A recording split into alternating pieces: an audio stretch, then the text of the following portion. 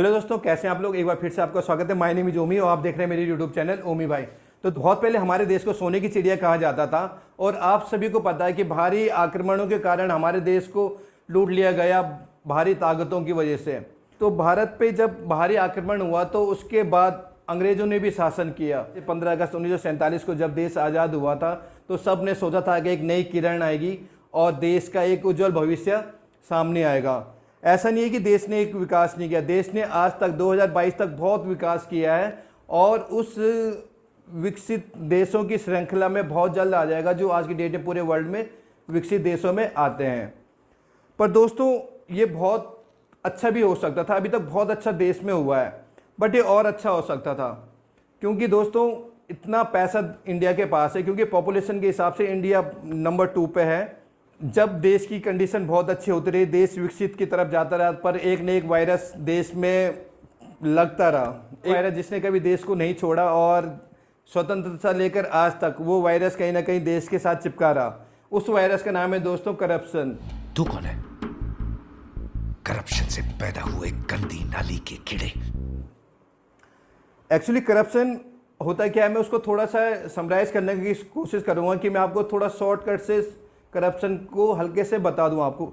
ये मेरा मानना है, जब भी कोई भी देश होता है उसकी इनकम का सोर्सेस होता है इनकम टैक्स, और बहुत सारे टैक्स होते हैं जो डायरेक्ट इनडायरेक्ट ढंग से हमको लगता है, जैसे इंडिया में जीएसटी टाइप के, और बहुत सारे टैक्स होते हैं कॉर्पोरेट टैक्स टाइप के जिनकी वजह से ही कोई भी गवर्नमेंट चलती है। जब आप टैक्स का पैसा गवर्नमेंट लेती है अपने पास, जनता से लेती है, तो उस टैक्स को दोस्तों समाज के कार्य में, समाज की भलाई में, समाज की सेफ्टी में, सुरक्षा, मेडिकल, एजुकेशन, तो टैक्स का पैसा गवर्नमेंट क्या करती है, समाज को ही वापस लौटाती है। किस रूप में? समाज की व्यवस्था करना का। पर कई करप्ट इंसानों की वजह से हमारे जो इनकम टैक्स का पैसा है, जो हमारी जनता का पैसा है, जो हमारी मेहनत का पैसा है, जो हम गवर्नमेंट को देते हैं, वो पैसा किसी गलत के हाथ में पड़ता है, तो जिसकी वजह से बहुत सारे करप्शन होता है। और सुंदर कंस्ट्रक्शंस का 30,35,000 और इस भवन का ठेका दिया जाता है सुंदर कंस्ट्रक्शन को। और मेरा सोचना ये है, और मैं एक बुलंद आवाज में कहूंगा कि वो कहीं ना कहीं हमारी गलती है। जब चुनाव होते हैं तो हमको देख लेना चाहिए कि आदमी किस नीयत के हिसाब से आप जनता के बीच में आता है, नेता बनता है और चुनाव जीतता है, और या चुनाव हारे जीते वो बात की बात है दोस्तों, पर चुनाव लड़ता है।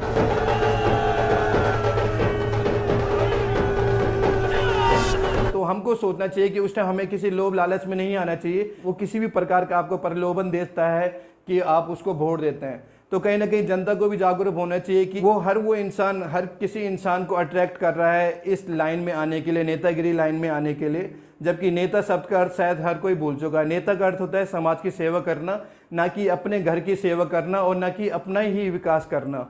जब तुझे इस देश का इतिहास नहीं मालूम, भूगोल नहीं मालूम, कल्चर नहीं मालूम, अपने आप को नेता कहता है। इस टाइप की आइडियोलॉजी वाले नेता लोगों की वजह से हमारे देश कहीं ना कहीं नीचे की तरफ जा रहा है, और कई ऐसे नेता हैं जो हमारे देश को काफ़ी विकास कर रहे हैं। तो मेरे एक छोटा मैसेज था कि हमारी कहीं ना कहीं गलती, हमें सही ढंग से किसी इंसान को चुनना चाहिए और देखना चाहिए कि उसकी प्रगति कितनी तीव्रता से हुई है या कितनी धीमी से हुई है। कई ऐसे नेताओं को जानते हैं जो आज तक करप्शन के नाम पे जो उनके अकाउंट में था वो उतना ही है, पर कई इंसान नीचे स्तर से उड़ के इतने ऊपर चले जाते हैं कि आपको लगता भी नहीं कि वो आपके बीच के इंसान ऐसे हैं जिन्होंने इतना करप्शन किया है। तो कहीं ना कहीं बोलना, क्या सबूत है तेरे पास? क्या है?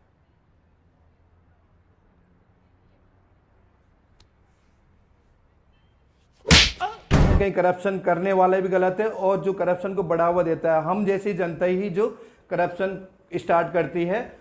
और करप्शन धीरे धीरे मेरे हिसाब से ऐसा बढ़ता है, जिस दिन वो इंसान ने पहला करप्शन स्टार्ट किया था, तो अगर उसी दिन उसको समझ में आ जाता या कोई एक स्ट्रिक्ट ऑर्डर दिया जाता उसको, तो कभी करप्शन नहीं। सब इंस्पेक्टर मंगनीराम जी, आप मुझे अपना स्टेटमेंट लिख के दीजिए कि मैं आपको सस्पेंड क्यों ना करूं।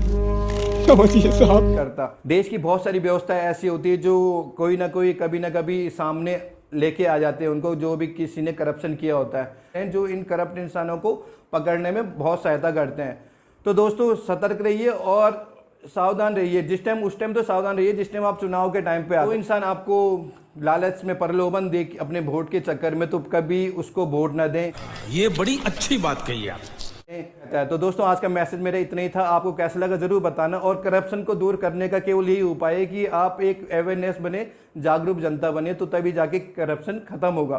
तो दोस्तों अगर आपको ये वीडियो अच्छा लगा तो आप दूसरों को शेयर कर सकते हैं, और अगर आपने अभी तक इस चैनल को सब्सक्राइब नहीं किया तो आप चैनल को सब्सक्राइब कर सकते हैं। तो दोस्तों आज के लिए बस इतना ही, और थैंक्स फॉर वॉचिंग।